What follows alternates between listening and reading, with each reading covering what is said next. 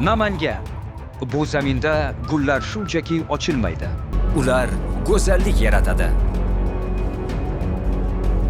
65 yillik an'ana, avlodlardan avlodlarga o'tib kelayotgan nafosat, rang va hayot bayrami.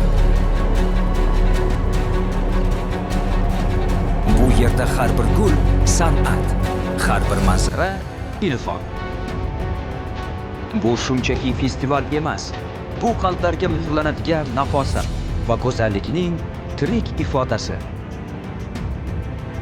Xalqaro gullar festivali. Keling, ko'ring, his eting.